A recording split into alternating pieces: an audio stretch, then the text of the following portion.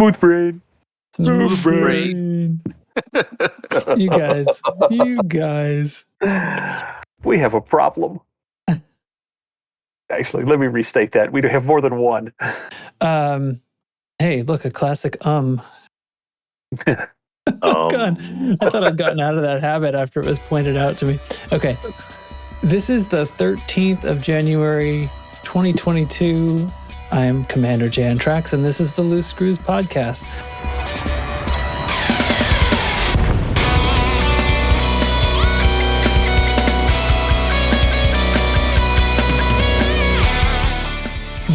Your old boy's back at it again. Hillbilly Redneck Roundup, or whatever this was. So people joining me to announcement, everybody. Hate has to work. However, joining me tonight is Commander Chig. Hi, how are you? Excellent. And Commander Dubs. Howdy. And I almost said the soundboard. Nurgle. Nurgle's also here. Hello. Good evening. You should introduce the soundboard. You should have a sound for it too. Okay. Let's see. What sound would the soundboard sound be? I might not know what I'm talking about. I mean, that's entirely possible. I am pretty stupid. I feel so loved. Oh, okay. God. Yeah, I do the sounds a little differently now.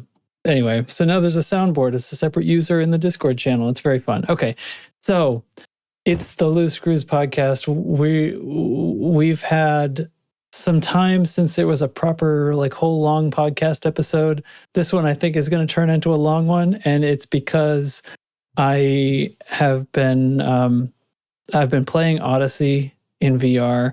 This, as I said last week, is because Commander Volt gifted me the Odyssey expansion on Steam. So I guess this episode is brought to you by Commander Volt. Hello, Volt. Thanks. And I feel that, I keep my integrity because I didn't pay for it. But I do feel kind of even more responsibility maybe now to take it seriously and actually kind of evaluate what's going on, especially from a VR perspective. My plan is I made myself a lot of notes over the past 2 weeks, and I plan to talk about it at great length, probably. Hopefully it won't be too excruciating, and I'm going to keep it for the very end in case anybody wants to tune out. So in the meantime, what have you been all up to? Chig, what's been up this past week, or 2 weeks, I guess, since you weren't around, were you? No, the flu ripped through my house, so I was bedridden for a couple days, and then my daughter and wife have both gotten it, and it was just brutal, and I'm still recovering. So if I start coughing, I'll try to turn off my mic. I've had to turn it off a couple times. I'll try, but if I just cough randomly, if you don't like it, fuck you. I don't care. Whatever. It's not his fault. Other than that, I'm on that kind of home stretch for CQC Elite, and by home stretch I mean needing 400,000 more XP. But I just passed the 80% mark through Legend. I've been trying to get about 1% a day. Sometimes I do, sometimes I don't. Sometimes I get a little bit more. But I didn't get a chance to play earlier today, and I hopped on briefly before the Expanse popped up on Amazon earlier, and Moto King showed up in there, and I'm like, all right, I get to murder a squad mate. This is great. So, but I picked up 5,000-6,000 XP there, killing him and a couple other people. And I'm just gonna apologize if you show up in a match with me and it's just a random match. I'm just murdering as fast as humanly possible right now because I want to get to Elite on CQC. So I'm not playing around. I'm just murdering now. So past 20,000 kills just yesterday, I think. So it's getting there. Other than that, we've all been doing a lot of Thargoid hunting going on. Recently, we did some CZs. For the first time as a squad earlier in the week, and a lot of us have been playing with solo. Got to watch Dubs fail miserably trying to his what was that, Diamondback Scout he was trying to kill. That poor ship. Yeah, he tried a basilisk, and then even struggled with Cyclops, so it was still entertaining. Struggling, compared to what I do in the Mamba, I wouldn't say struggle because I still killed the Cyclops with more than 90% of my haul, which I guess could be considered struggling with as many of the Cyclops as I've killed. But you have to understand, this is a Diamondback Scout who is fully engineered for thermal efficiency. I can't power on my flak launcher and both Gauss cannons or both plasmas at the same time. I have to turn one off. You turned it with life support off. Yeah. I did the whole fight with no life support because I can't afford to run it. It doesn't have the power. And I had to set, at one point, when I was trying a different build, I had to set my pips where I wanted them because it was like, once the hard points come out, goodbye, power distributor. It was nice knowing you, but you don't have enough power to be controlled either. Distro? Yeah, I couldn't adjust the distro because I didn't have enough power. But wow. I did manage to take out a heart on a basilisk in that configuration. With no distro. With no distro, no ability to control my distro. So there's that. I would, the thermal efficiency of that ship with a single small turreted beam laser on long range thermal vent is wild. And with the low heat output of the new plasmas, it's a freaking, don't want to call it a murder machine. I mean, it's nothing like the Mamba, but it's a fun, interesting way to go about it. And it actually, I did find out that we just lost somebody. That was GR2. He's the one that we can trust. Damn. I'll call him back in. Are we going to continue? Yeah, keep going. Okay. It's fine. Okay, hopefully Craig gets this. But yeah, I actually wound up having more success by removing the small plasma because being able to regain control of my power distro and all that, I was able to more efficiently use the single size 2 plasma. But that's, I guess I just kind of took over from Chig, but yeah, that's what I've been doing for a whole week. My carrier hasn't left the Pleiades, and I've just been murdering flowers. Nice. Chig, did you have more you wanted to add? No, I was trying a new thing, smooth transitions, but we'll just keep going, I guess. Transitions as smooth as our brains. Yeah. Smooth brains. Nurgle, what's up, man? How are you doing? Well, two things. The beginning, Mrs. Nurgle, first off, for people out there, Mrs. Nurgle is a 3rd grade teacher. And at the beginning of this school year, she decided out of the blue that she was going to start an archery team at the school. So, of course, I got roped in to be this. 3rd grade? Well, she's doing mostly 4th and 5th graders. But of course, I got roped in to be the assistant coach since I'm the only person who's ever touched a bow in their life. and that was years ago for me. But anyway, got 14 kids who had never touched a bow in their life in October.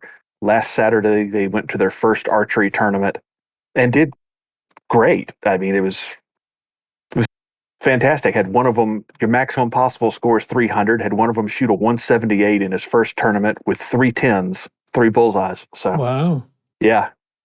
So is this scoring similar to bowling, where 300 is professional and an average player can barely break 100? No. There were some other even middle school kids in that same tournament that shot in the 290s. Oh, damn. And there were some kids there that, they're just machines. They're like robots going through the same motion every time, and it's hitting the center of the target. They were actually pretty impressive to watch. Wow. But yeah, that was last weekend, and then I have to tell this story for Tesnick's sanity. He requested it. So again, for background information, my second career after working in hospitals for most of my adult life, I work for a parks department. You're essentially Nick Offerman, right? Ron Swanson?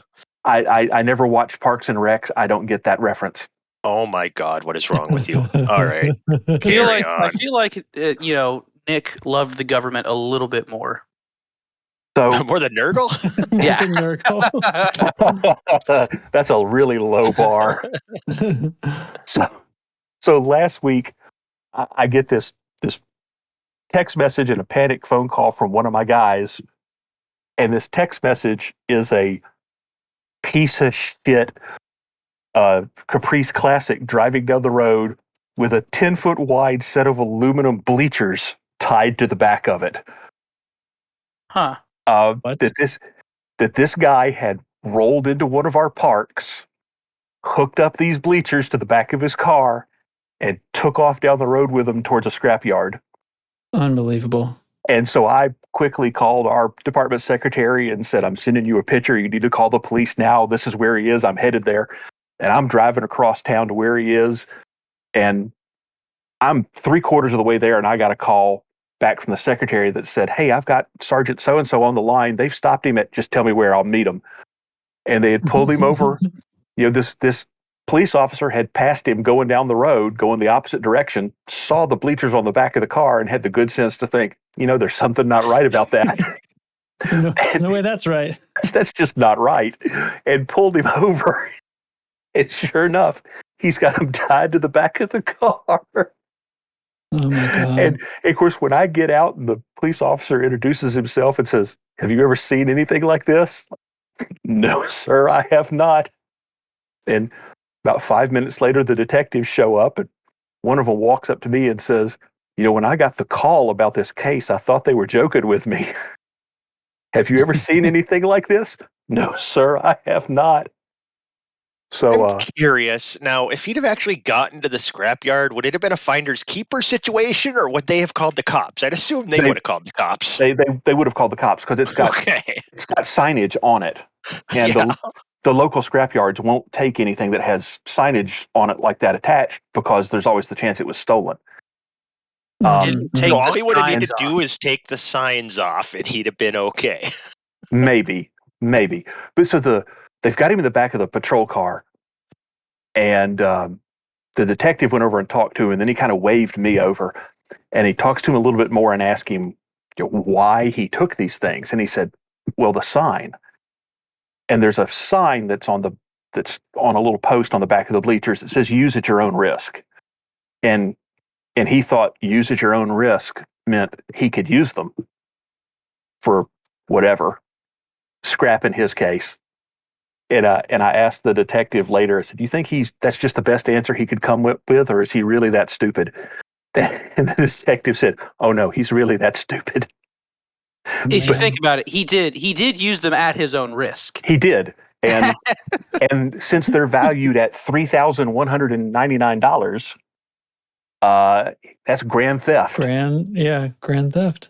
So, which would the department social media rules prohibit me from posting pictures of this event. However, the local news station covered it, so I will post the link to the very brief news story in the show notes because they have a picture of this guy, and let me tell you, he's a picture of the guy himself. Yeah, you could tell he's not playing with a full deck.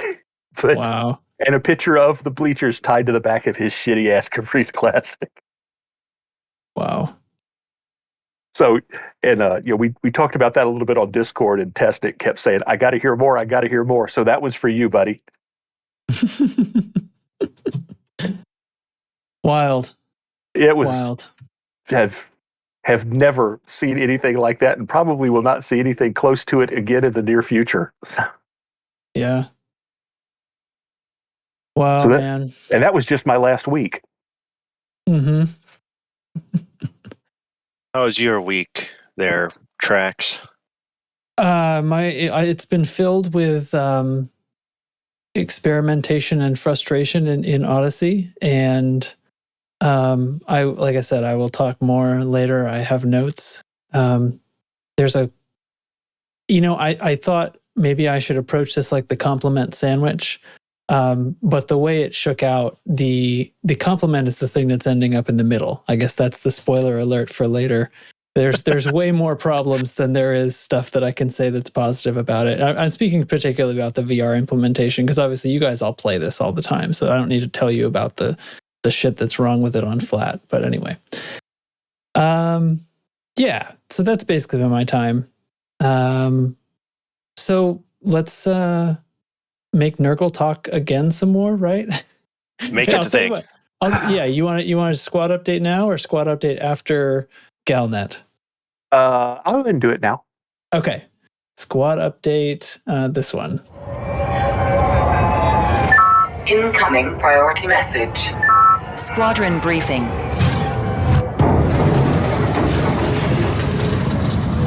Alrighty then. So we are still consolidating all of the assets in Balmus. We have gone right back into expansion. This will be the third one of the runaway expansion period that we're in right now. This time it's from Maikoro. That started today. So we will be adding to the standing orders tomorrow, trying to direct this in a particular direction. And we are still, we've got a couple of, we're down to just one local retreat that we're trying to stop now. We've got that fairly well under control. And we've pushed a couple of other minor factions that we're using as proxies into expansion to kind of fill some holes in the local cube. And all of this is to keep us from having open slots in our expansion cube, because when we have those open slots, one, they're places where if we expand, we're going to preferentially go into, and we may not want to go there. But the other real reason is we don't want holes basically in our house for other factions to expand into. So we're trying to, keep our house in order, for lack of a better term. This week, with all of the stuff we've had going on, I think for the first time in a very long time, the standing orders post exceeded the 2,000 character Discord limit and had to be broken into 2 posts. So there's plenty going on. We've got election missions running somewhere. We're in a war for a system we just moved into. We're prepping another system. So, if you're interested in combat or trading or mission running, even if you've got exploration data you want to dump somewhere, there's something that involves your style of play that is also BGS related going on. We've got all of that stuff posted in the daily standing orders post. And if you have any questions, me or Hate are always around to answer them. So that's what's going on. Sweet. Thanks. So next on my list is going to be the Blame the Bard Galnet commentary from Commander J. Barron, who sent us in a recording. So let's catch up. I don't think we had one last week, so hopefully he's covering 2 weeks, I guess, or whatever's been going on since the new year. So let's check it out. Welcome aboard the Tinhadium Express. Please disregard the strange smell from the air vents. Life support systems will automatically adjust the quality to your liking momentarily. I'd also like to take this time to remind passengers that any attempted theft of another's thoughts is a crime punishable by death. All right, we're going to move on to recap these last week's news stories. Colonia Bridge is to lay its final brick. The project began its third and final phase on January 6th. All reward tiers have been hit, and I would like to say thank you to everybody that participated. It's a huge accomplishment, and it'll make it easier for newer players or just lazy players like me that have never been to Colonia, would like to kind of go out there, take a look, see all that. Does kind of raise some questions, though, about the future of Colonia, since it's now easier to get there. Will that mean its political future changes? Will there be an exodus to Colonia? These are just some questions we've got on our plates now, and we'll have to see what they hold later on in the future. Have to uncover that at some point. Moving on, the Empire is definitely not connected to terrorism at all whatsoever. So a whistleblower sees a similarity between this thing called the Omega Grid and NMLA's comms network. That's deep, dark web, whatever, right? So the Omega Grid, this was a couple weeks ago, is allegedly a secret communication network that the Empire uses for its secure transmissions. Okay, fine, whatever. So, a little while later, Senator Carl Nerva says that these claims of the Omega Grid are as unfounded as Serene Harbor. Okay. All right. So once you see what he says there, you can kind of take this article, crumple it up, and throw it away because, well, we could almost take the allegedly out of the mix because, well, that must be what they're doing because, well, Serene Harbor is a thing. Right?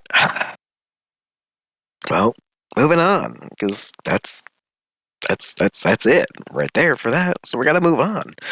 Nakato Kane asks Edward Mahone, why so serious? So Sirius Corp is now contracted with the Alliance Defense Force to replace Aegis for the Thargoid Defense Plan. There's nothing indicating that this will boost either Sirius or the Alliance from, say, Federal or Imperial navies, but if Sirius is going to be outfitted the same way Aegis was outfitted, for example, then they will be outfitted for human combat rather than Thargoid combat. I'm not entirely sure how they plan to roll with this, but sure, whatever. I will say that Mahone does keep winning his plans within the Alliance Assembly with slim margins. This was something that he brought to them for them to vote on. And his own deputy prime minister, Angela Corrigan, decided not to even vote on the issue. So if he keeps winning by slim majorities and now his deputy prime minister isn't even going to vote on it, what is his popularity really like within the alliance? Yeah, I mean, the folks just voted for the guy for a second term. It's never happened in alliance history before. So, yeah, what's really going on? That's kind of what I want to know. It's very interesting that was put into the article because why would anyone mention that somebody wouldn't vote on it? That's very strange to me. But we're going to have to move on. So the Empire has asked for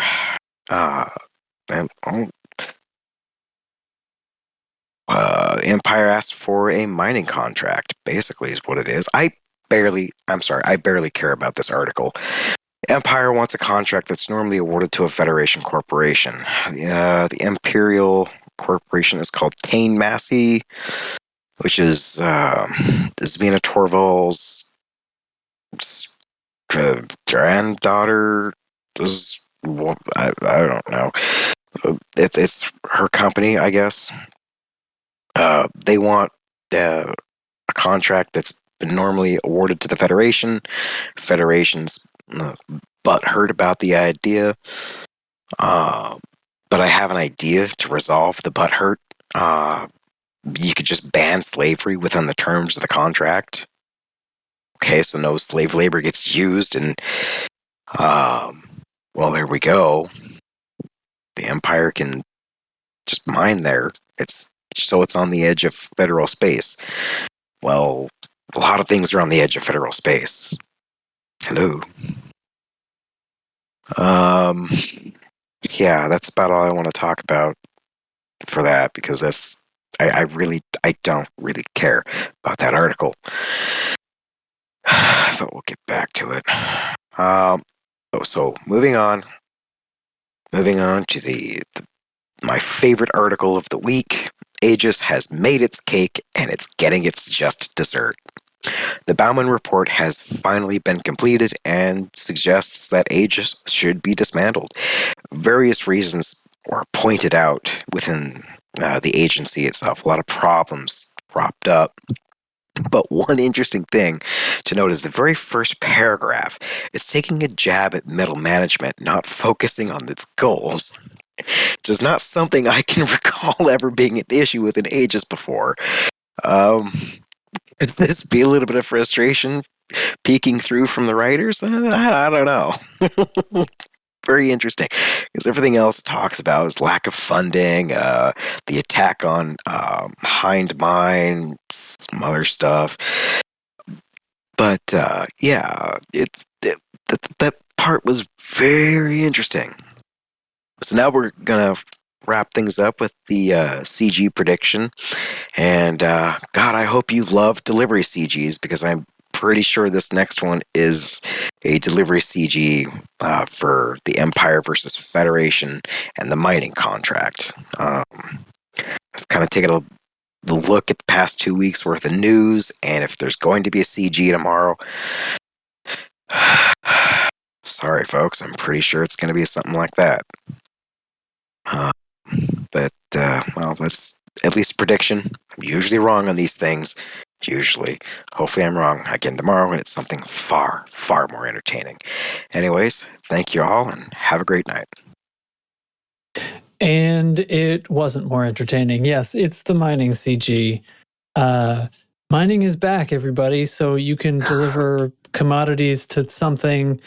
I didn't even put a link in the show notes to this community goal. But anyway, it's a repeat of the same old thing, delivering mining stuff. And actually, it's not even a repeat, because the last mining ones at least offered a unique mining module. These ones just offer a 10% discount on mining modules. And I think additional tiers unlock deeper discounts. So great. Mining equipment is slightly cheaper. They're not discounted prismatic shields, are they? They could at least offer like one of the new multi-limpet controllers. That would be cool. Yeah, that's right. Even if the mining one is dog shit. Like a lightweight one.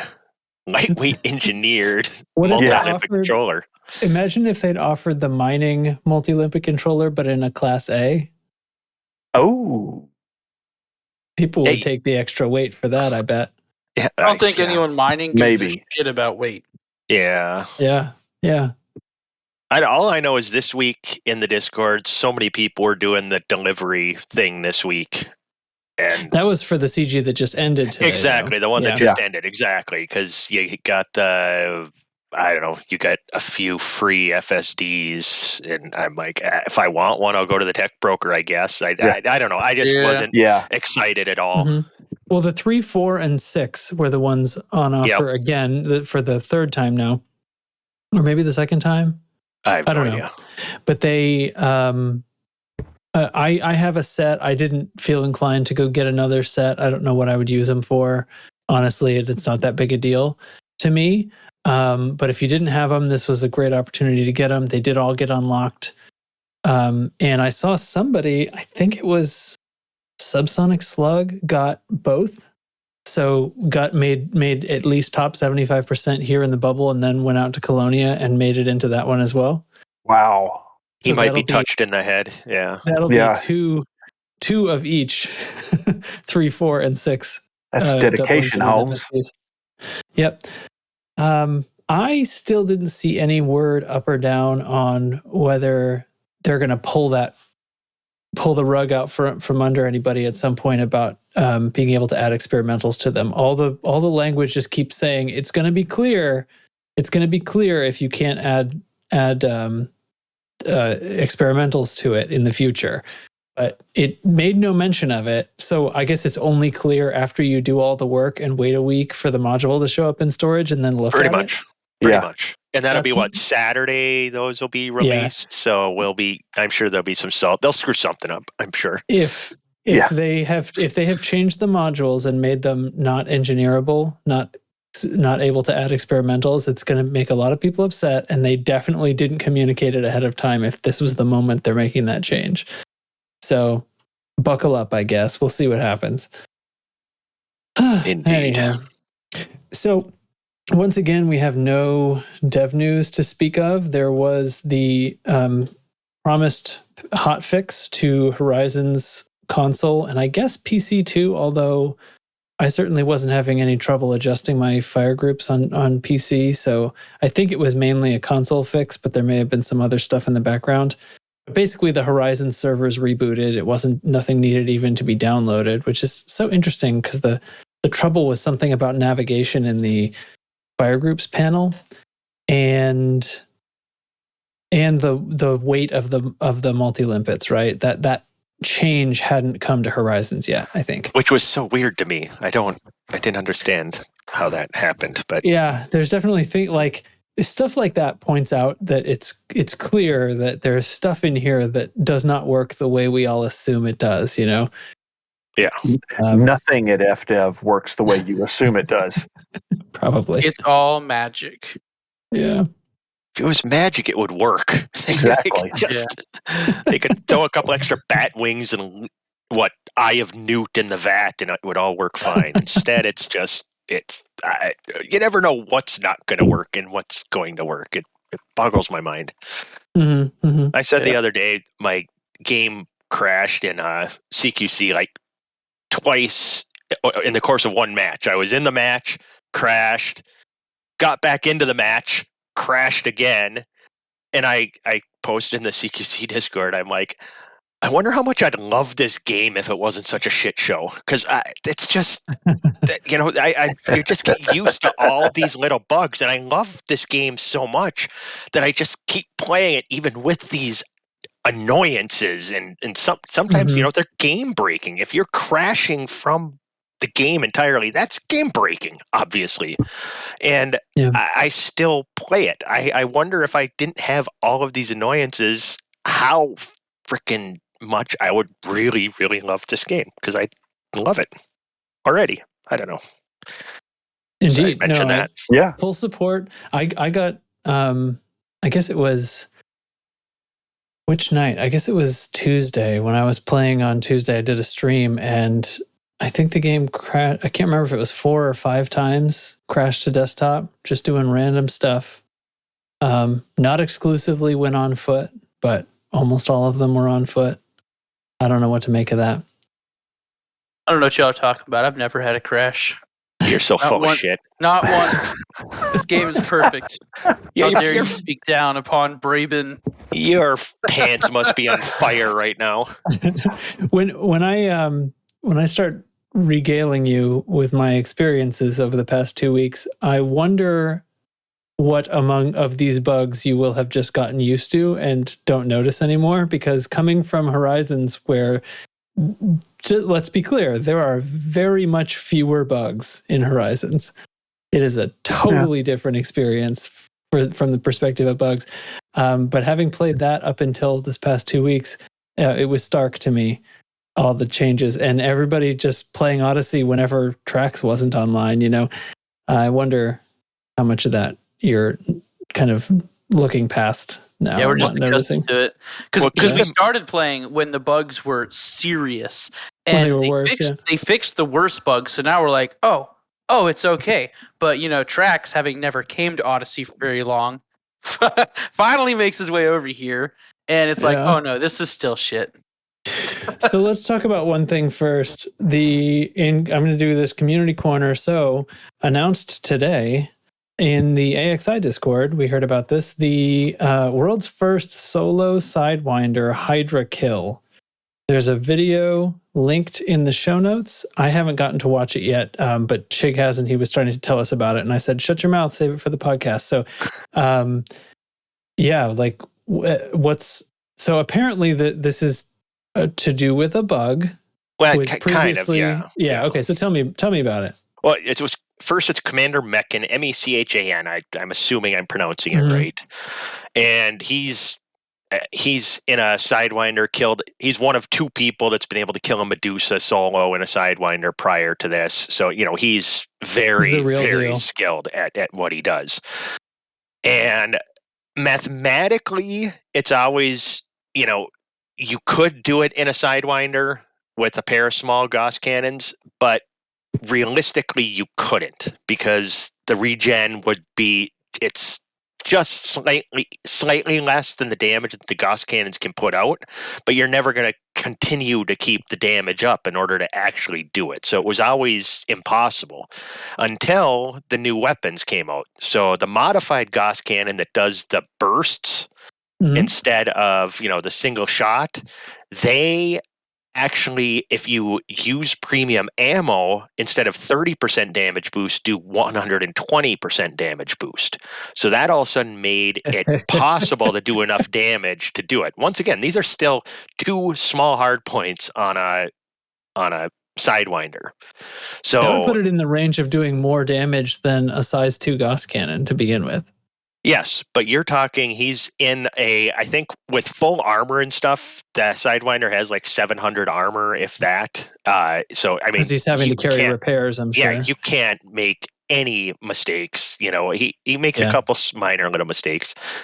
I mean, it's a size 1 power distro, the smallest in the game, everything about this. Like, between hearts, he has to actually retract his weapons in order to have enough power to use his AFMU between hearts. That's what you got to do with that DB Scout. Yeah, I know, right? You gotta take the hard points in. But I mean, as he goes in on the attack run, he launches that first heat sink, and he starts synthing heat sinks right away too. So he'll have enough heat sinks to get the hearts down as he's going. So he's going about that point. Another thing is, if you synth premium ammo, you only get 80 ammunition in the Gauss cannon. So what he actually does is he synths regular ammo first, which will give him the full 400 clip, and then he synths premium over it, so he's got the 400 premium ammo. I mean, it's just little things like this that he has to do.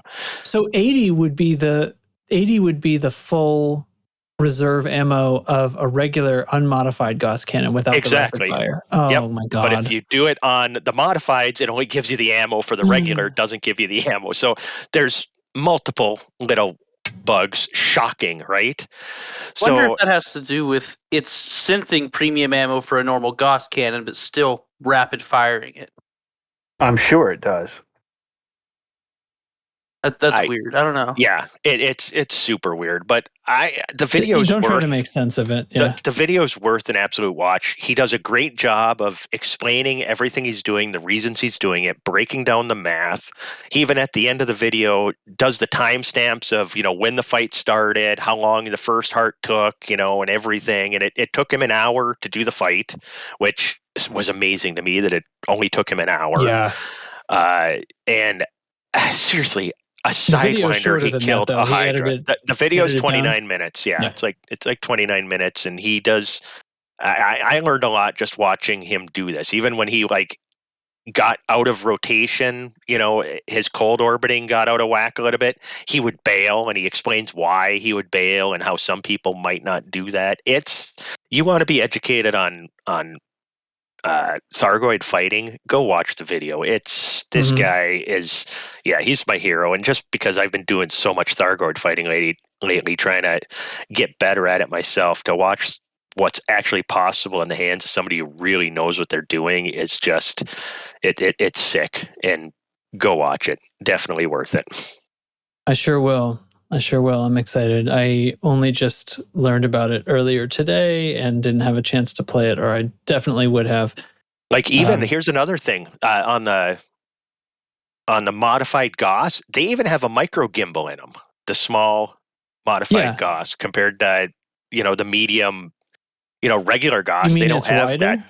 That. It'll lock onto the heart. You'll see it when he's shooting. Well, he points it out. He says that it doesn't do that, and I've never seen it do that on the regular Gauss cannons. Regular railguns do. I've never seen the Gauss do it. And he says it even, and it's very. I'm not going to say pronounced because his movements are so subtle, but you can see every time that gimbal lock onto the heart, and then he fires every time. It's going. And it jumps right in on the heart for him. So that helps too. That's sort of a hidden advantage, a couple of hidden advantages, I guess, of these modified Gauss, because I'd straight up written them off. I mean, I don't particularly like the way Imperial hammers work compared to regular railguns. And with the shorter range of damage fall off, I thought, well, that's a no-go for me. But some people like them, sure. But I had no idea that they didn't behave like regular railguns. There's little subtleties. I never even looked at it. Yep. I was amazed. I too had just written them off because of the range and needing to hit all 3, shots in the volley in order to get the damage bonus. And so, Yeah. I might play with those a little bit. Well, I have a bunch of them. Maybe I'll dig them out. Actually, I haven't flown with Gauss in so long. I'm quite happy with the plasma, actually, just because I've, like Dubs was talking about earlier, I've got the heat on, just worked it out so that that's such a lower heat weapon compared to the shards and even the Gauss. And the penetration on them is higher than the shards. It's almost as high as the Gauss. So I'm doing pretty well with it, with that Phantom, and it's been a lot of fun, but you can try different things. It's less good of a combo on the Mamba just because of the hardpoint layout. I can't quite get the cooling to work. Well, actually, the real answer is because of the size 6 distro compared to the Phantom's size 7. Mm-hmm. Those crates, and I guess by extension the Python with the size 7 distro on a medium ship is just a cheat code. Fantastic. That's why those are such great ships. But anyway, sort of a digression. So cool. Check out the video in the notes. Watch it. Do yourself a favor. So I'm running out of stuff on the show that isn't me ranting. I mean monologuing. Does anyone want to put anything else in here before I chase everyone away? The only other thing I'd mention to check out is go check out Burr's video from, I think it was yesterday. He goes over the timeline of Sure. You should link that. of Horizons and how things were released to Horizons over time, and how basically when Horizons launched, it was a giant fucking shit show also, where there weren't a lot of features, and all these things we take advantage for now were released over the course of years, not at the launch of Horizons. And it kind of puts things into perspective a bit. Well, 2 kinds of perspective. A, expect more to come from Odyssey, and FDev does continue to work and put things in, but it also shows that FDev will just put something out to get it out, and then we'll figure it out later. It shows their track record of putting out basically incomplete products and then fixing them on the fly. So it's worth watching. Right on. Burr and Rini do good work. Always do. Yeah, they're fantastic people. Friends of the show, if I don't mind saying so. And Indeed. Great people. I have just added that to the show notes so that everybody can click right to it. If I can get it to turn into an actual hyperlink. There we go. Worth a watch. Sort of similar to a video that Obsidian had made some time ago, although now we have a little more time and perspective, and this one's just stylistically different, a little more succinct, a little less cinematic. I don't know. That doesn't make sense because we have all of Rina's great photography, but there's something about the way Obsidian Ant presents things that is just very different than other people, right? So anyway, great stuff. So this Odyssey business, huh? Odyssey, am I right? Yeah. Odyssey. Give it to us. Let's hear it. All right. So keep in mind a bit of background. I have been trying to not talk about Odyssey for a while because I didn't have it, and the reason I didn't have it was because I refunded it back in the beginning of June, I guess, when they finally announced that they were not planning to do any more VR development. To get us off their backs, I guess, they said they weren't doing that, and I felt that I was misled. Yada, yada. We've told that story before. I'm a VR player, so I wasn't interested. I was going to say just that's where my stand is. I don't want to pay money for something if they're going to abandon VR. So Commander Volt, in a gesture of kindness and I guess fear on his part, it was revealed to me later that he was afraid I would be mad about this, which I was not, obviously, but he gifted me Odyssey on Steam. So now I guess my integrity is solid and I can try the thing out and so on. I am playing on a Rift S. I have a RTX 3080 and recently have upgraded the rest of the computer as well to a AMD 5800X CPU. So, like, it's not the fastest computer money can buy, but all of the parts in here are in the like top 3, right? So this shouldn't be a concern, right? This computer can play any game. And if it can't, problem is the game, not the computer. I think I can say that quite fairly. Now, I spent a lot of money on a very fast computer because I like to play VR, and that's power hungry. Even Horizons is power hungry in VR, but it's smooth as butter in every possible scene in Horizons. And it's really, really nice. So what was Odyssey going to be like? So when I started up, I did a lot of testing and comparing kind of graphic settings and stuff like that. And first of all, the performance is really rough. It spends most of the time, unless I'm just out in deep space, like if I'm near a planet most of the time, anywhere near a starport or anything, it's going to drop to half refresh rate and go into reprojection. I need to explain what that is. So if you're a VR player, you know what this is. But anyway, if your headset if it can't maintain its refresh rate coming from the computer, in this case it's 80 hertz. So if I can't maintain 80 FPS feeding to the headset, it will do what Oculus calls asynchronous space warp. But really it's called reprojection in most headsets. So the computer will actually, it's a piece of software called the compositor that's sort of arranging, measuring your head position and arranging what image is going to be shown to each eye. So it generates an in-between frame. It goes to half refresh rate, generating the in-between frames based on its like best guess for what's going to be happening in the game in between those frames. So your computer takes the load off the computer. It's a fantastic way to get VR running on hardware that can't totally brute force it all the time. However, it's not the most amazing experience.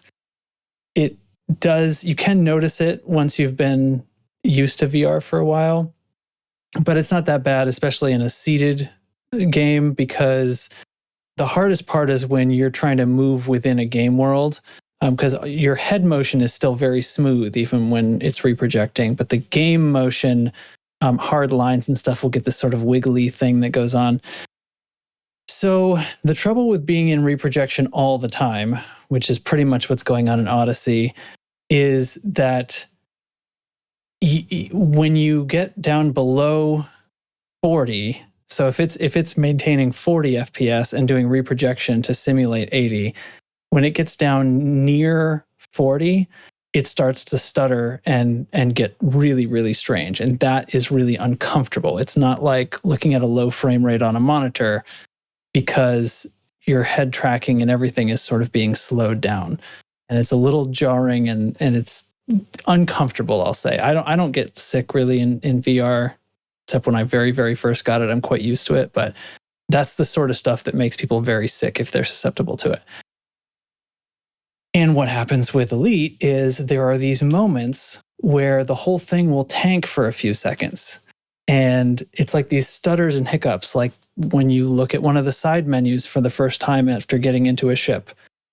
You see it on flat screen. I'm sure everybody has seen this. There's sort of this little hang that happens.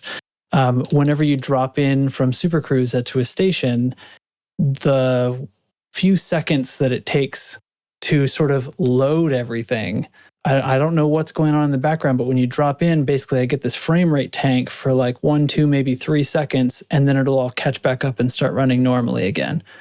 Whatever it's doing in there, I don't know what it is, but those hiccups are really rough because we're too close to that performance headroom as it is. So I played around with all these graphic settings, and I know there's the AI upscaling and stuff like that, and that does help a little bit at the sacrifice of a small amount of the image sharpness compared to what I can run in Horizons.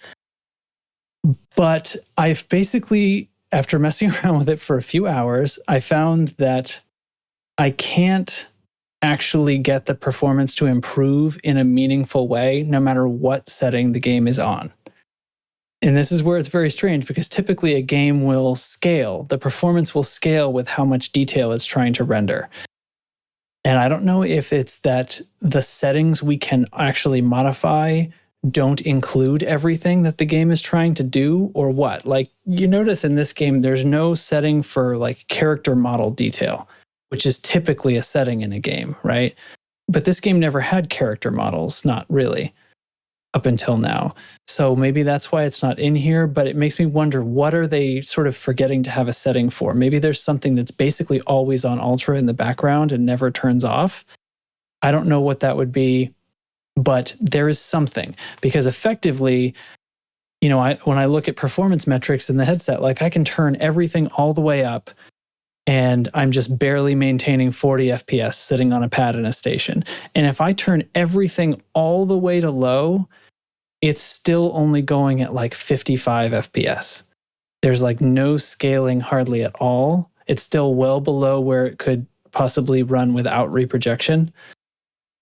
And the usage on the GPU drops off a cliff. It's not utilizing the GPU very much. And this happens in flat as well, even more so in flat. There's places where I'm like on foot and I put it into flat mode, or if it's using the cinema screen inside the headset. So it's effectively the same as flat. And at settlements, this happens all the time. The frame rate is terribly low, sometimes dropping below 40 in certain moments. And the GPU is sitting at like 45% usage. I don't know what to do about that. Like, and that happens when I'm on the flat screen. Like, it's not even in the headset. So it's not that it's doing reprojection and half frame rate. It's actually just running on the monitor. I did that to make sure I wasn't getting fooled by reprojection. Please interrupt me if any of this is starting to not make sense, because I know I'm kind of getting into the weeds here, but it just feels like there's something about it that you can't get rid of. There's something in here that doesn't have a setting that can be turned down. There's sort of like this minimum frame time that just can't be beat. It's like writing a program with a delay command in it, or something like a wait command in BASIC. It feels like that. It feels like there's something going on. Every draw call has like, and then wait so many milliseconds before moving on, or something. I'm making this up, of course, but that's just what it feels like. So ultimately, I leave the graphics settings quite high because it doesn't really matter, and it's just going to run the way it runs. The only thing that affects performance scaling very much at all is purely the resolution. Like if I turn down the super sampling, that helps. But even that, if I turn it all the way down, so it's like running at half the resolution of my headset, and you can't even read anything, it's like a blocky mess, it still doesn't speed up. Like it still doesn't get up high enough to run without reprojection in a starport. So there's no point to that, to me. There's like this minimum frame time that I just can't escape. I don't know why, but it seems to be true. I don't think FDev knows why. Yeah, I wonder. I'm telling you. I know FDev doesn't know why. Like this thing that came out recently where somebody posted on Reddit with that clickbaity nonsense about the smoke shader in burning stations. You know, that could be related. I'm not that interested in that particular thing because it's only affecting this one situation, but it does seem like stuff like that's happening. Like there's stuff going on in the background that makes no sense. So, okay.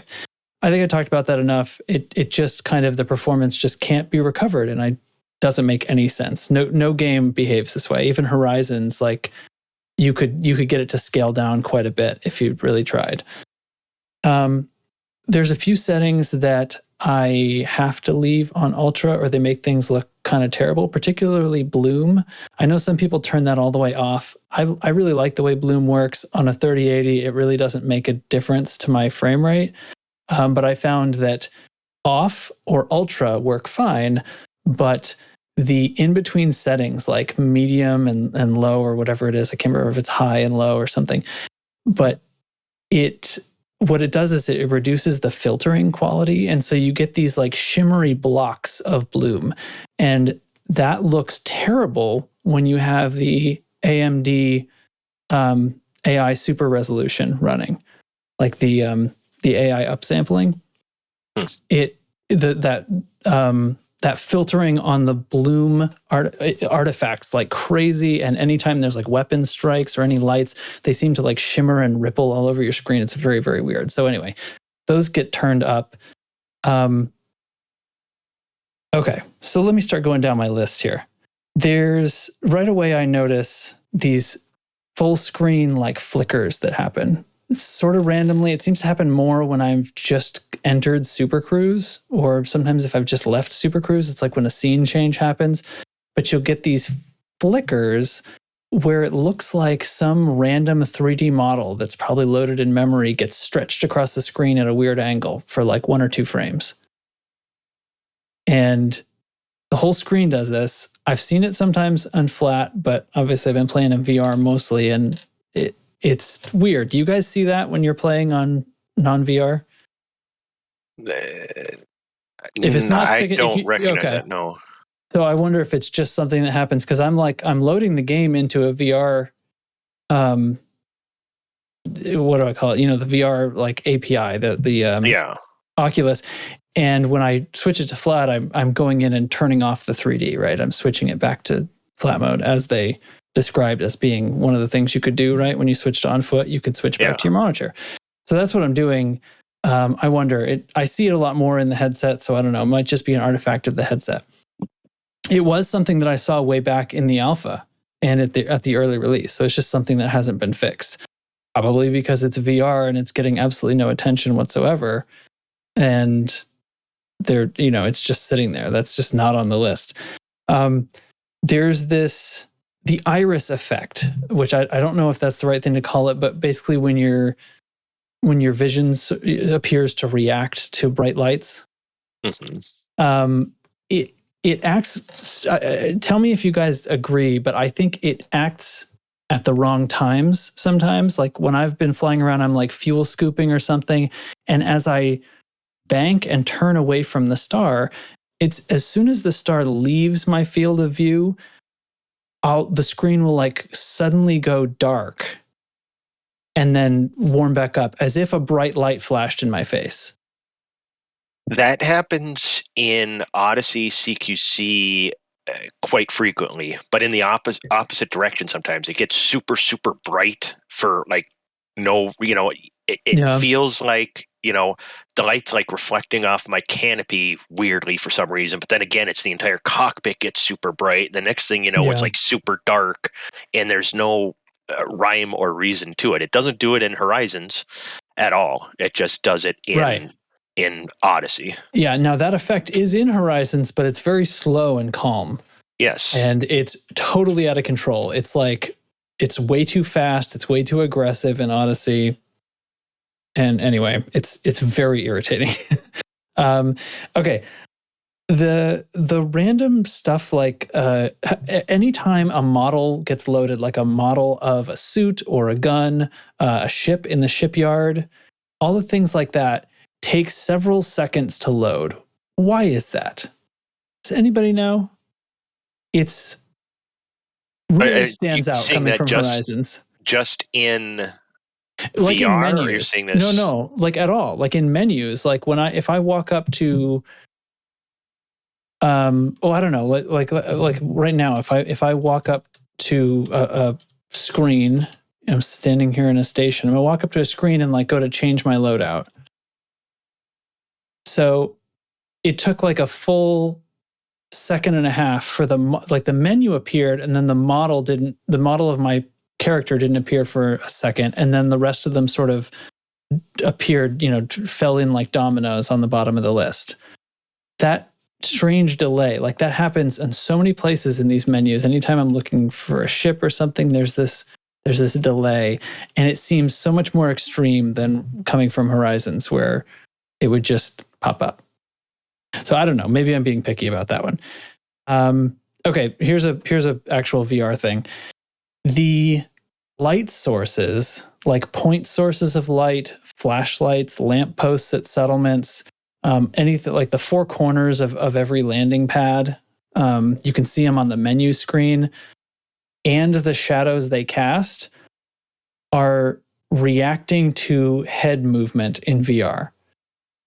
Ooh. This is sort of hard to describe. I can show it to you. I'll pull a clip out of my Twitch or something like that where I've shown it off. But like, so if I just load up the main screen and I'm about to push like play and open, if I look at the light sources in that scene where I'm looking at my ship and move my head left and right, the light sources and their shadows, it's sort of like the shadows that they cast, but it's the lights move too in a weird way, but they kind of drag with the head. So if I move suddenly left, they'll all sweep to the left and then slide back into position when I stop moving.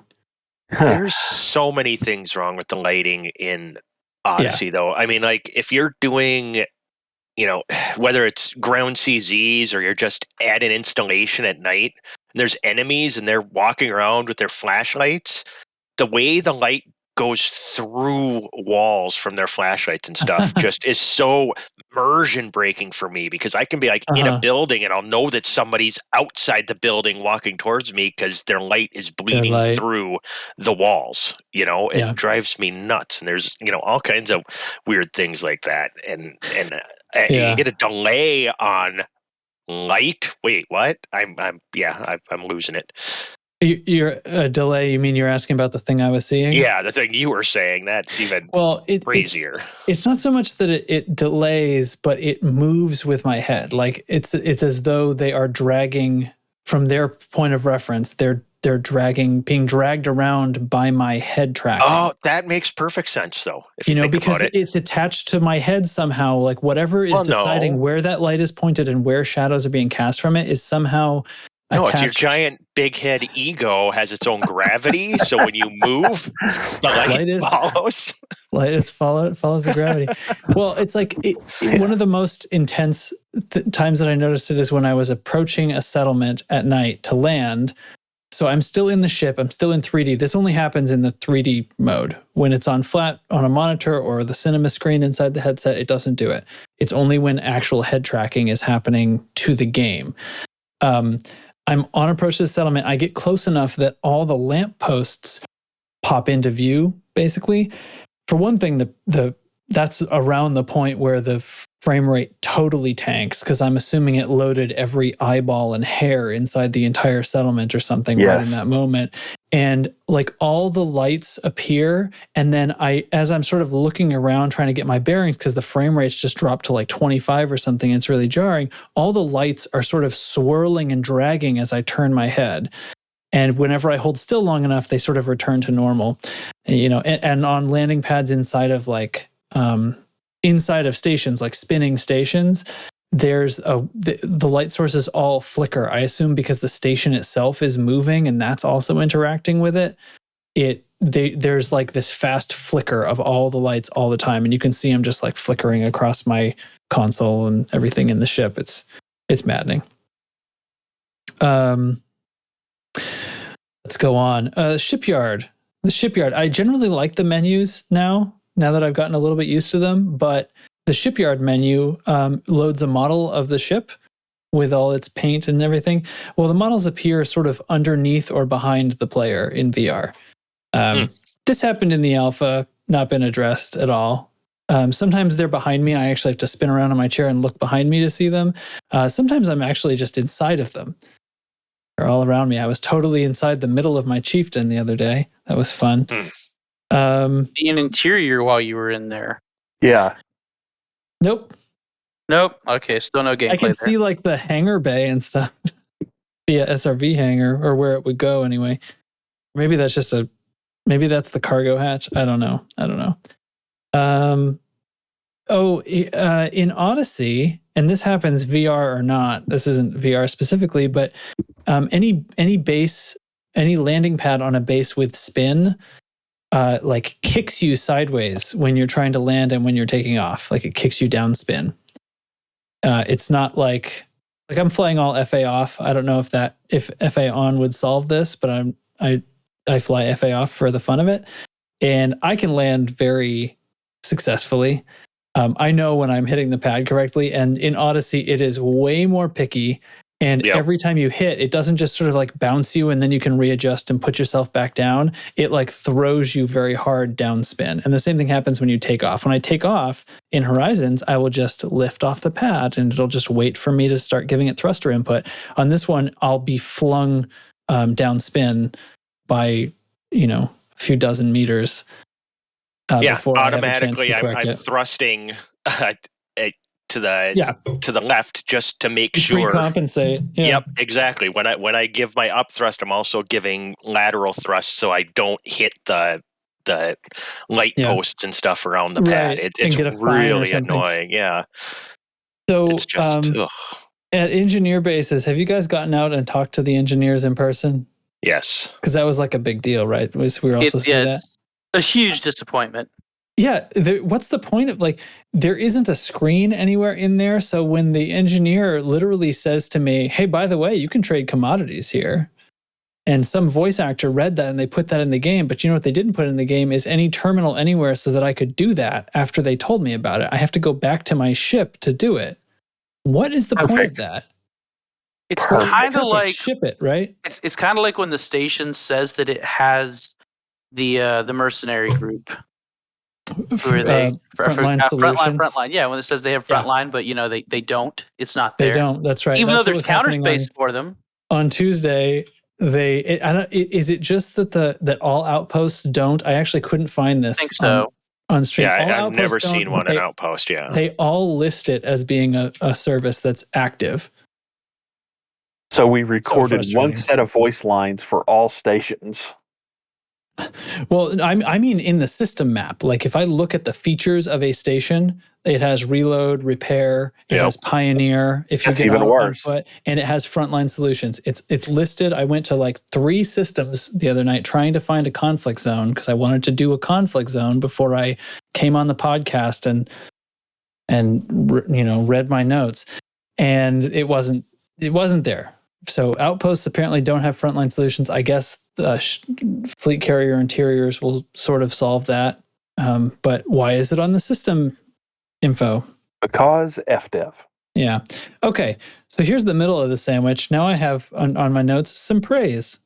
I do love the way almost everything looks in Odyssey compared to Horizons. The lighting, besides the flickery nonsense and the dragging of lights, I appreciate that it's much more immersive lighting. I like the higher contrast. I like the darkness of space and then the brightness of hard shadows.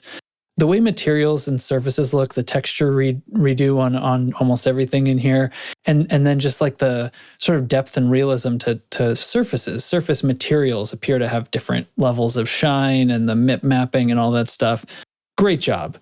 I mean, I hope that's not what's going on in the background and there's not some irrevocable thing in there that's what's tanking the performance, but it looks great, but it feels like a graphics mod on an old game. It feels like something that somebody made a hacked together mod for that updates the shaders the way they do with old games instead of being sort of first party. But the materials, planets, planet shine coming around and seeing a star sort of wrap around the atmosphere and the glow and stuff like that. But then approaching a planet where I could see it reflecting planet shine onto the dark side of its own moon.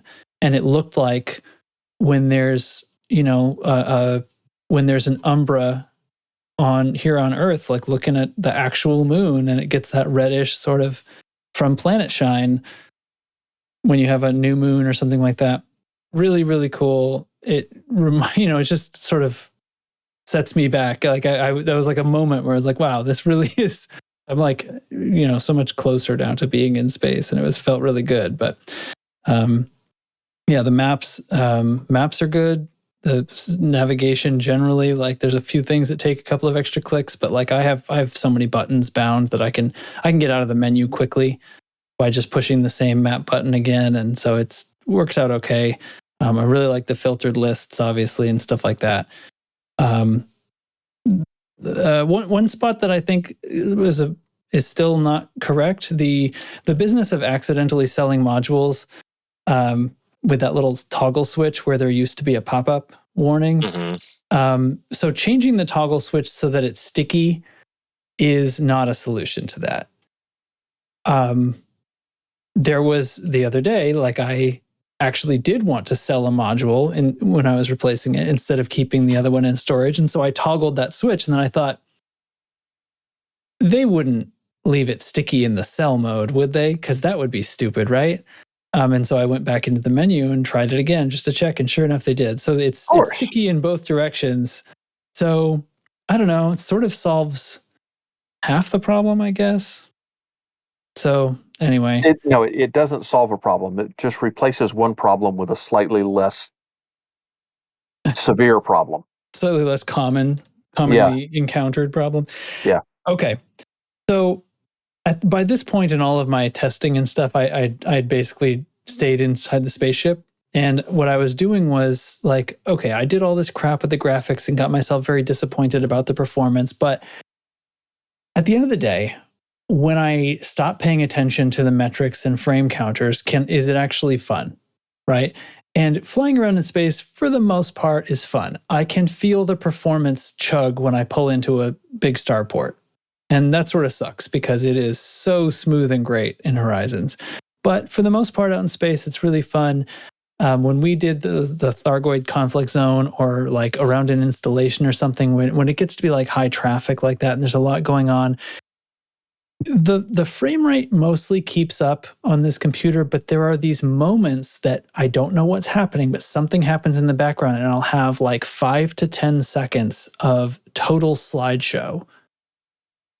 I guess the system is thinking about something, but I can't imagine what it is. It's not necessarily when some new ship jumps in or something, It's like a new Thargoid jumps in, we engage it, but somewhere around Heart 2 or 3, all of a sudden I have 10 seconds of 15 frames per second, and then it goes back to normal. I don't know what that's about, but it's weird and glitchy, and it doesn't feel good.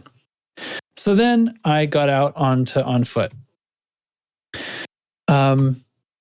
Thinking that the cinema screen, basically we're not running stereoscopic anymore, so the load on the GPU is a lot less. Unfortunately, the game does not, no matter what I do on flat screen, will not fully utilize my GPU. It will chug down to 24 FPS sometimes and only be using 45% of the GPU. And the CPU is not anywhere near max. It sits at like 15% all the time because it's a monster. I don't know what to make of that, but performance is poor, even on foot, even on the flat screen when it's not trying to run actual VR. Settlements is really bad. Stations it does drop into reprojection sometimes, just in like what do we call those? The concourse? Mm-hmm. Yeah. Out on just the random surface of a planet or at a crash site or something, it's great. It all is working great. But the concourse is a little rough, and settlements are horrible. They never don't go into reprojection, and there are constant hiccups as I walk around, probably because it's loading certain areas and unloading other areas, and it just does so in some way that brings the whole system to a crawl for like a half a second at a time. And that's really jarring. That's frame time consistency. Very, very bad frame time consistency. And in the cinema screen, there's a certain like jitteriness to mouse movement. So I don't think I would mind.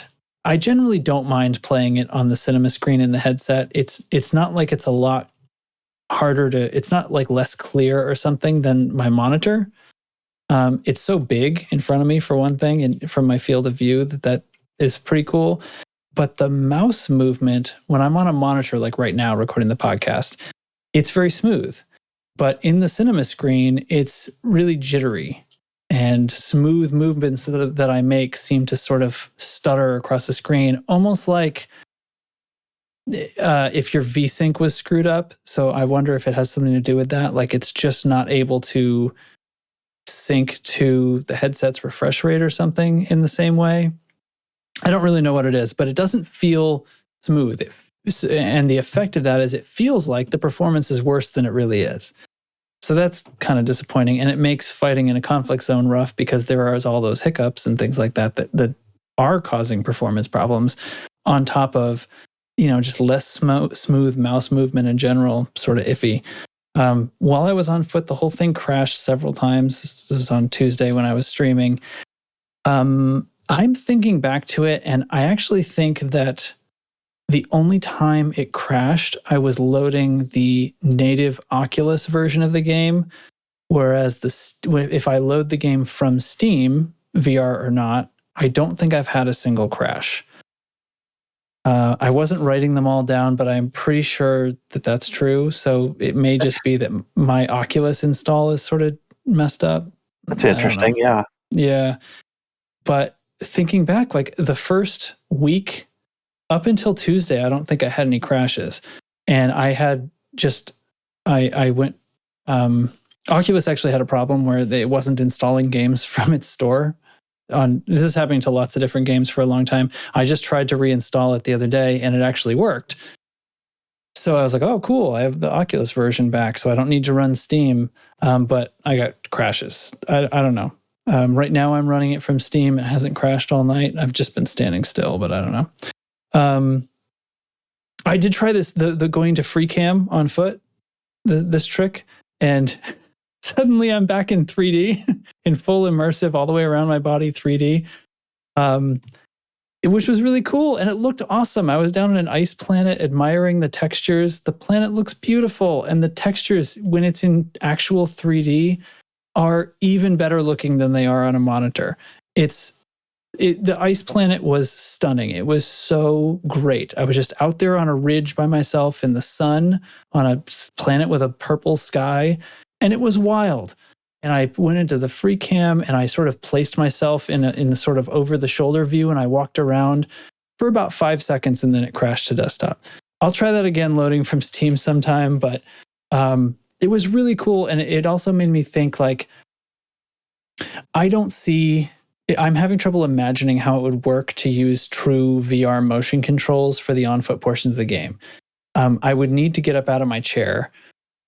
If I didn't get up out of my chair, I guess, I would want to, because I would want the ability to turn around without using a thumbstick. That's how I like to play VR games. But at the very least, I would need to like wheel my chair way back away from my desk so I didn't whack anything, right? Right. It's complicated. And then how do I find my way back? And I'm blind, there has to be some feature for that. It's tough. I get why we're just doing simple like WASD mouse on the FPS portions of this game. However, if you could just render it in stereoscopic, it would be so great. I wouldn't even care, like, make me peer through a VR window, like put the cinema screen in front of me. If it's 3D inside that cinema screen, I would be so happy. It would just be so much better. And it just makes the environments look so much better and so much more real. It really would be fantastic. I guess the settlement performance would be even worse, but I don't know. It's the spending that time in free cam had me longing for it because it really looks great. Let's see. The selection wheel business, that's already how you control most VR games, so that makes perfect sense, right? Essentially, you call up a wheel and then move the mouse or your controller in a specific direction. So,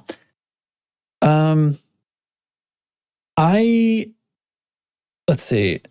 Oh, this weird thing was happening. Does this happen to you guys? The arc cutter, when I have the arc cutter deployed, like not holstered, and I sprint, the character lifts the arc cutter over his head for a second and then pulls it back down. Like, really fast. I haven't noticed that. Yeah, That's interesting. You have? But I also don't sprint around with the arc cutter. I pull it out, use it, and put it away. Okay. Next time you have an opportunity, pull it out and then hold it in front of you and just sprint. See what he does. Anyway. Let's see. Oh, the system map. When I'm in cinema screen, so if I'm on foot and then I look at the system map, the text or whatever I'm highlighting, like everything looks normal, except that it's not in 3D, which is a little weird because it's basically presented as a flat menu, but in 3D normally. But anyway, it's flat, but whatever I'm selecting, the text of that is so small I can barely tell it's there. It's as though it's being rendered 30 feet away from me, even though it's flat. So I don't know what's up with that. But anyway, the last thing is this business about switching switching between back to your monitor when you're going to step out on foot, because like you don't need to wear the headset for that. It's not going to be in 3D. And they said right in the beginning, like you can switch back to your monitor and then switch back to your headset when you're done. So that's actually not an Odyssey feature. You can do that in Horizons. You always could. If you load the game in a VR mode, like from a VR launcher, it will start in VR, and then you can go into the menu and under graphics, and just on that first page before you open up display or quality or anything, there's a little thing that says 3D, and it'll say HMD headphones. So in Odyssey, they added the HMD cinema screen, so you can actually play on a ship or on an SRV with the cinema screen instead of full 3D, which is probably nice for motion sickness, because the SRV still is a little sicky sometimes. But you can also turn it off, and you always could. So the thing about that is, each time you switch back to turning the 3D headset on, it changes your monitor's screen resolution. It switches you to windowed mode, and it switches you to 1024 by 768. Not even an actual 16 by 9 resolution. Yeah. Yeah, it's done that forever. I hate that. So in Horizons, every time I would load the game in VR, it would load up at 1024 by 768 in windowed, no matter what I had set it to. I was pleasantly surprised in Odyssey when Odyssey actually remembers what I have my it's basically the spectator view, right? The window that displays on the screen while I'm looking at my headset. That remembers its resolution. Right up to the point where, well, yeah, it does. Right up to the point where I turn it off to look at my monitor and then turn it back on, it will reset the resolution to 1024 768. So you can't just quickly switch back and forth, because I was like, okay, what if I do this? Like, what if this is my gameplay? I'm going to go to, maybe if I just step out for a second, I look at it in the headset, but if I'm going to do a whole conflict zone, I'll switch to flat monitor. And then I can see my keyboard and stuff, and things are a little easier for on foot. So I tried it, and I was like, okay, fine. The performance really isn't any different. But whatever, maybe it's more comfortable. And then I get back in my ship and I switch back, and I notice that if I peek out under my headset, my screen on the monitor has switched back to 1024 by 768, which means that's something I got to reset if I'm like streaming or something, or if I was going to switch that, fly a ship for a while, and then switch back to the monitor, I would pull off my headset to find that I have the wrong screen resolution set there. And so it turns what should be a few clicks in a menu to switch quickly into, you got to switch, and then you got to go back into the menu, change your display settings back to what you want them to be, and close the menu again. It's a pain in the butt. If I'm streaming, that means I've got to reset the view for the stream every single time I do it. Probably means I'm not going to do that. I'm just going to look at it inside the headset. I don't know. So all in all, it's hard to not be disappointed by it. I mean, this is 9 updates in.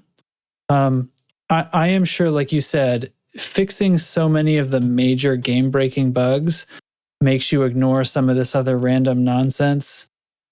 But the performance, hearing that every update was getting a little bit better.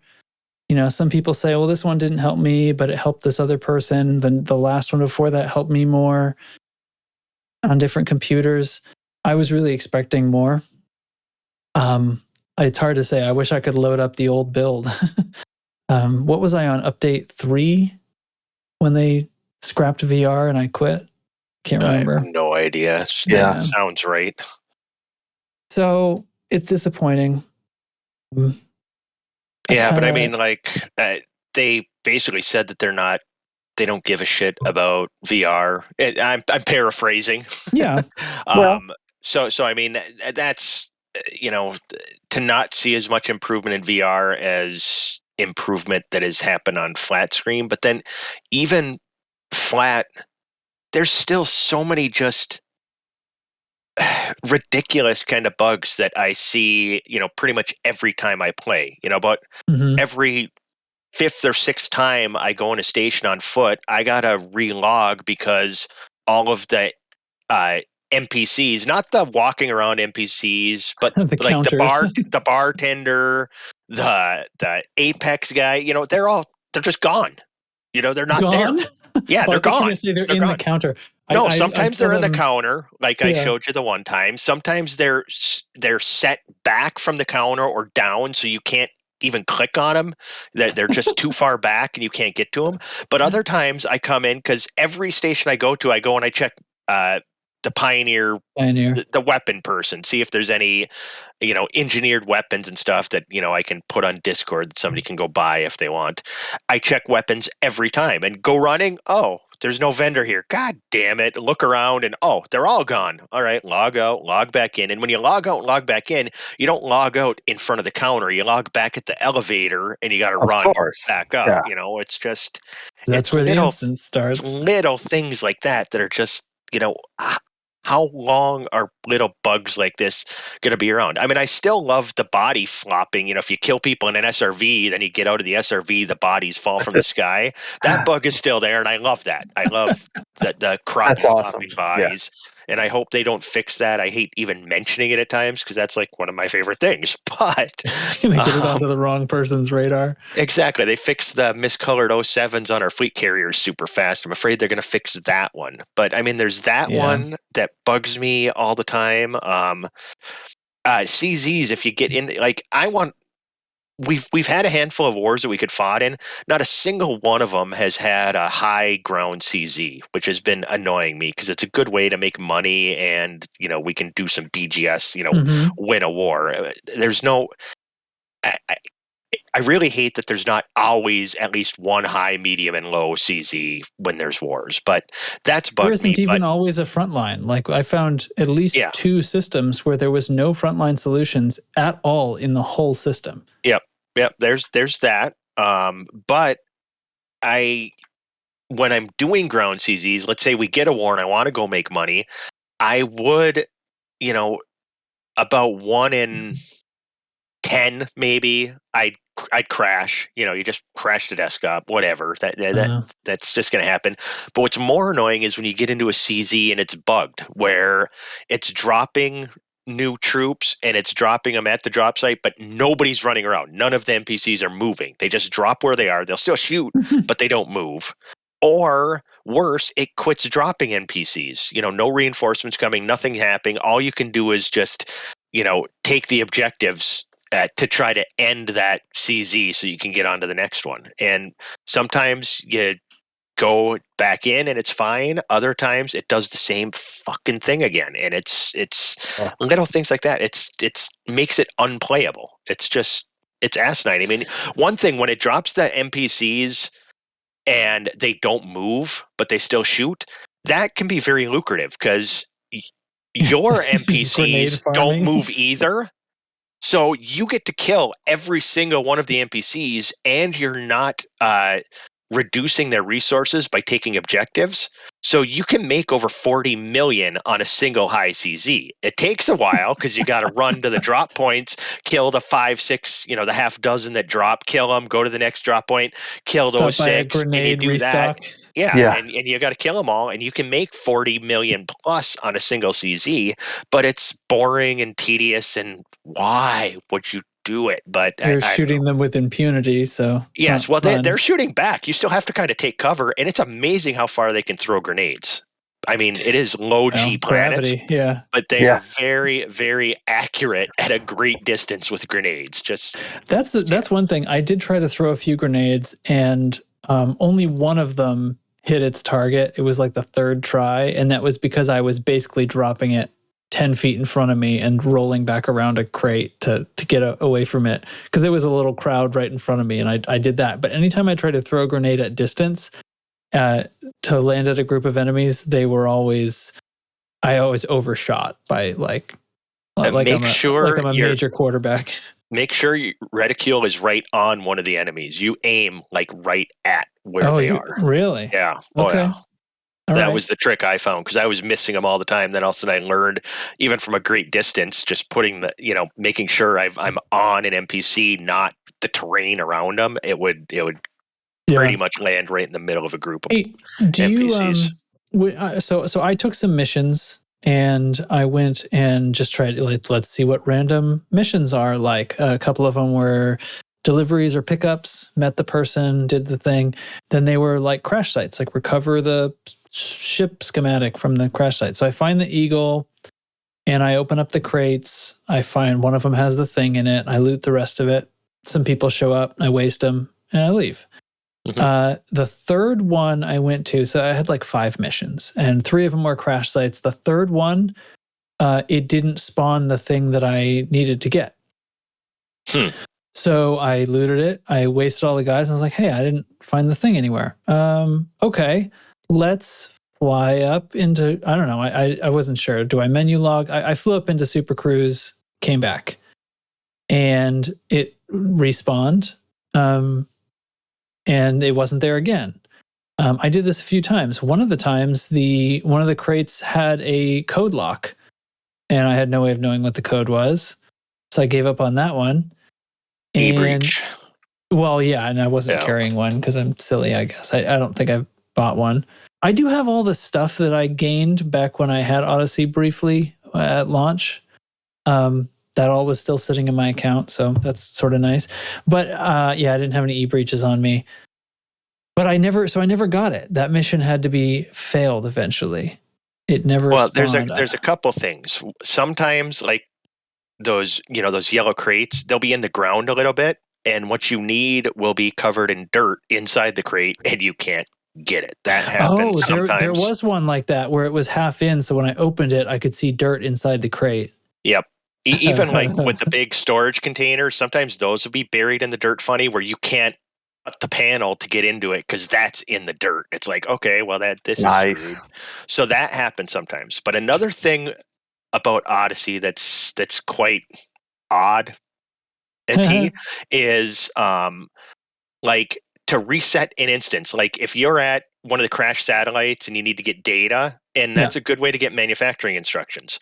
To reset that, you log to desktop, log back in, and then you can get data again over and over. But you got to log to desktop, not to menu. And you can't that's just like HDEs. It is. But settlements that you go to, if you log out and log back in, every cabinet in the entire place will be empty and data ports will be empty. Those you just go into Super Cruise, go back down, and everything respawns. Oh, okay. But you can't do that at the satellites.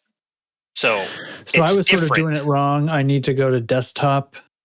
But each time I did what I did do, just menu logging or flying out into space, the crates would close and they would have new stuff in them. Okay, but they would never have the thing I actually needed. Still wasn't there. See, they might act different than the data ports because they do it. They did it different for each different item. You need to know which way to reset the instance in order to do stuff.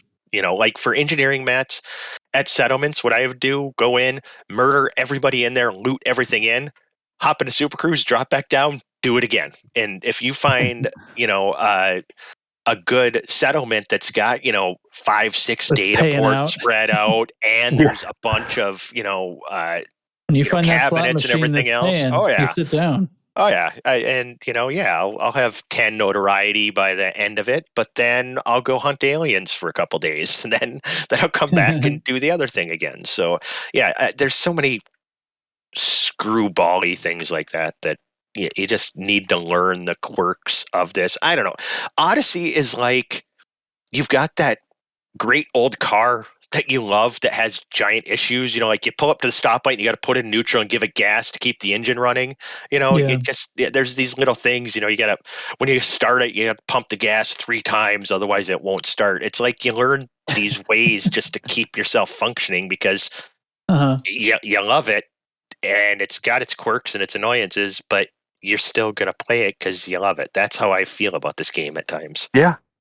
Well, so the thing that I haven't done yet since in the past 2 weeks, I haven't loaded up Horizons. So the thing is, if I load that up and it runs so smooth and great. That's what I'm wondering. I wanted to get used to enough to this to just try to play it and just ignore the nonsense and just try to like get used to it, and then load up Horizon sometime and see what's going on, because it's actually not. I'm apparently, this was sort of news to me, but I am not the only reason that we were playing most of our stuff in Horizons. There are still several people that don't have it or do have it, like Crash, whose computer, and he didn't speak up, and Crash is a little too bad. nice. Yeah. I felt really bad because we set up to when we did that Thargoid CZ. There was only a few of us. It was not like a big deal. He would not have been rocking the boat to say, "Hey, can we do this in Horizons?" But he's too tough about it. His computer it crawls in something like even in a combat space situation like that. He said he was like routinely down under 20 FPS. Yeah. And just having a hard time. How are you going to fight a Thargoid like that? Come on.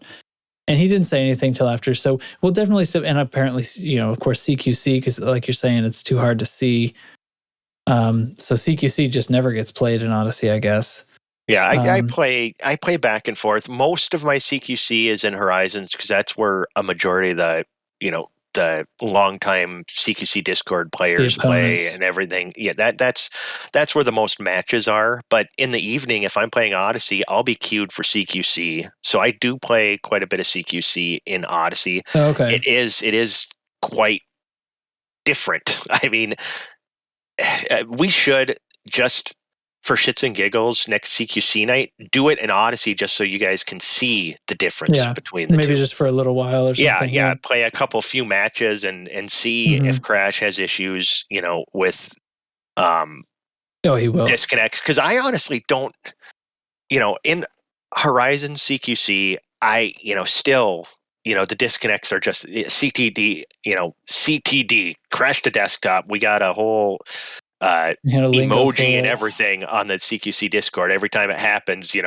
we post in their Discord, a CTD again, I'm coming back in. You let people know, because it sucks, especially in team deathmatch. Also, the teams are imbalanced because one or two people on one team got disconnected.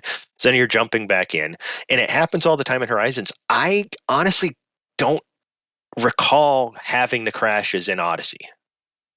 Not to say that it doesn't happen, because I just haven't been playing as much Odyssey CQC as Horizons. It might be happening, but I don't. I'm thinking about it right now, and I don't remember it happening as much in Odyssey, if at all, compared to Horizons. Yeah. So I don't know. It's messed up all over. Yeah, I think. Well, I've experienced very few crashes in CQC actually, but I obviously haven't played it nearly as much as the avid CQCer would have. I don't know. I think the more I think about it, I think my crashes might be related to something wrong with the Oculus version of the install. I think there might be something wrong with it too, because it used to, before I upgraded my computer, if I loaded in Oculus, and this is the only reason that I would do it, it would behave like a native Oculus app, which is to say, like when you go into the dash menu to like pick out desktop windows and float them in your world, like Twitch chat or something, you can still see the game behind it. But if you load like something else, like from Steam VR onto an Oculus headset, you can still use dash, but it fades to like a white grid.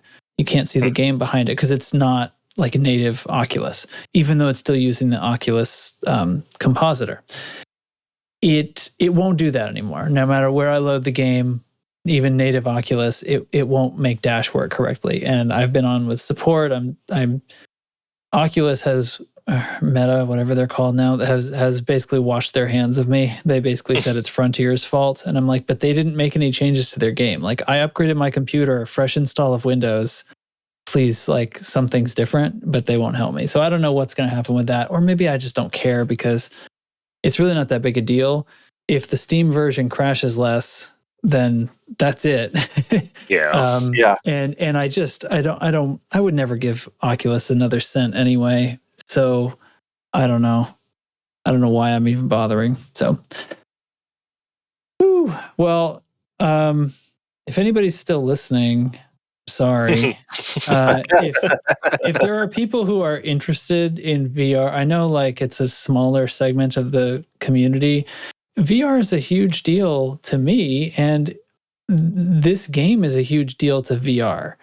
You know, this is I got interested in VR after I got Elite, and every list of, at least back then, every list of the best VR games ever included Elite Dangerous. And that was justified. So to have it dropped, in my opinion, I could understand if true motion controls and like standing room VR experience never comes to this game, because I think it would be, what would you do when you got back into the spaceship? I don't know. That's a big problem. I don't know how to switch between standing and sitting in a VR experience smoothly. But to render the on-foot experience in 3D, even if it's presented through a sort of window in front of you or something, even if I'm controlling it with the mouse, present it in 3D. And we would be a long way, I think, to fixing that situation. So that's what I'm hopeful for, that maybe someday, maybe a couple of years down the road, we'll get that. But it's certainly got a lot more. That is sort of the least of their problems, I think, because it's just, if once again, what is this, the third fastest graphics card in the world? Yeah, I guess maybe technically it's fifth now, because there's a 3090 Ti coming. But anyway, who cares? Those perform like slightly better in games anyway. They're like, it's stupid. But anyway, like I said, if your game doesn't run on this computer, it's not the computer's fault. This is a very, very powerful computer, well beyond the necessary specs for any game, even VR games. And I'll just put in there too, I only discovered this game because of VR lists, like you mentioned, best VR games. Yeah, I had gotten a VR headset and had a few games, and then started looking, you're looking at, you're just Googling best VR games, and all of a sudden this game starts showing up. Then, obviously once I read the description of this game being a space nerd, I'm like, how have I never heard of this game? What the hell is going on? So then get it. And it was, don't want to be hyperbolic, but life-changing as far as I'm in a spaceship. I'm fucking sitting in a spaceship right now, flying in the ring of a gas giant fighting pirates. I was in love with this game, and it was because of VR that I got here. I don't play in VR very much at all anymore, but I hop in, I'll do some CQC once in a while, or if I buy a new ship, I got to see what the cockpit looks like and stuff in VR. Mm-hmm. And then the scale is all in my brain. When I'm playing on a flat screen, I still I've been in that cockpit, so I like, if I'm thinking about when we were fighting aliens, I'm almost seeing it, the CZ the other night. When I'm talking about it later to somebody, I'm remembering it in full 3D because I've been in the cockpit. I had logged enough hours that's just how I picture the game, even when, I'm playing it on flat screen. Sure. Because I've been there. Yeah. And all of these complaints, I really do think that this on-foot platform, like we were saying, like it is a platform to be built on. This is a lot of what the Commander Burr's video is about. It was I think it was the right move. Like, I still agree with that, even though I wasn't playing it and was like sort of against it and stuff. I think it's the right move for the game. I think flying the spaceship around, being able to drive the SRV, like not being able to get out of the ship and go inside and see somebody face to face, or like walk on a surface, was a major hole. And it was the right move. It's just the implementation is still not finished. God, it's bringing to, so I'm getting all these like conversational thoughts in my head right now that it's much too late to get into. Sometime I wonder if we're looking for a topic on the podcast, I'm going to bring up early access games in development, because I think it's a scourge on video games as a whole. Yes. But I wonder if it's necessary, and I wonder if I'm being like a total jerk to like independent developers. But like, I can't. I mean, imagine what we all pre-ordered this and got burned so bad. I could never pre-order anything again. And isn't that what early access is? Aren't I agreeing to play an incomplete version on the promise that it might be complete someday? I kind of think that's what I'm doing right here. Like, I think I just spent an hour or whatever reviewing Elite Dangerous Early Access. And that's what you gotta wonder is it Well, almost all games are this way now. You're not seeing games put out, truly without having an early polished games access anymore. phase. Exactly, because they're so complicated compared to what they used to be, and especially with how big PC gaming has become, they have to get it to work on so many hardware configurations and so many things that I don't see a way around it. I don't want to make excuses for developers, but because we always mock them. Yeah, development is hard, but it actually kind of is. Yeah, and keep in mind they're filling with our game in particular here. They're filling an entire fucking galaxy. I always remind myself of that this game is massive. Yeah. But you know what chaps me about the Odyssey was I'm not upset that I pre-ordered the game. I have pre-ordered other games in the past and been burned, and long before Odyssey came out, swore I would never pre-order another game. I knew exactly what I was getting into with Odyssey. I was expecting early access to a beta, and I knew what I was getting into, and that doesn't bother me. What bothers me is after the beta, the production version was still a beta. Yeah. That's where they pissed me off. Right. Well, that's what I would. Right. When I said that a minute ago about how I've just reviewed the early access, I'd sort of forgotten about the fact that there was actually an alpha that I pre-ordered and played, and then the live version was absolutely no different whatsoever. They called it a beta. You're right. It was actually an alpha. They called it an alpha, and then we got the beta, but they called it release. Yes, that's what chaps my ass. But and we were actually talking about this long before we started recording tonight. But they had to release a foundational system for on-foot play that everything else has to build off of. So I completely understand that they were going to release that bare bones without a lot of stuff added to it because they have to get that base system built and it has to function. Otherwise, you can't build off of it. Call it early release. Come later. But call it what it is, and B, guys, how many months are we into this now and it still don't work? Yeah. Here's one thing random. That one thing that talks. Another little example of where I just don't think they look at everything. Remember the other night when we were winging up and we were looking at the portraits in the communication panel up top, right? Yep. And you're like, I just see the black helmet. And then it's well, I see your old bearded face here, blah, blah. It's like, and I'm like, well, wait a minute. Why isn't it showing my Odyssey character, the helmet he's wearing and stuff like that? And I couldn't figure out what that was. And then I started putzing around. What you see in the communication panel, that portrait is from the Hollow Me. So the Hollow Me thing that you do didn't bring in any of the Odyssey stuff. So your Odyssey tune is different from your Hollow Me tune. Well, so I remember when I first installed Odyssey, I had to make a new Hollow Me, which kind of makes sense that like the player model thing had totally changed, right? Yeah.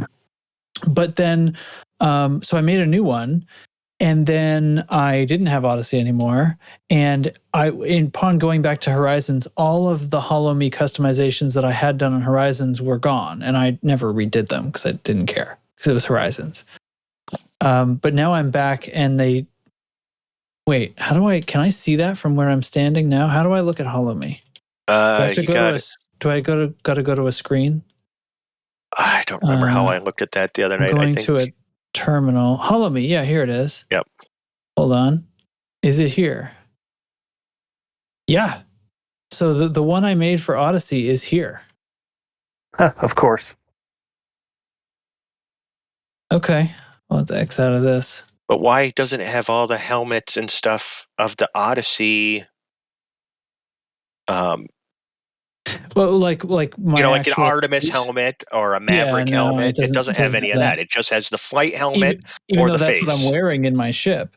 Like, yeah, that's what is on my pilot's seat. Yeah, that's weird. Hey, it comes to mind. I don't. I realize that selling early access is a way for independent developers to fund their development. I don't want to sound like that needs to be like removed from our whole system, because for any game that couldn't be made otherwise, absolutely.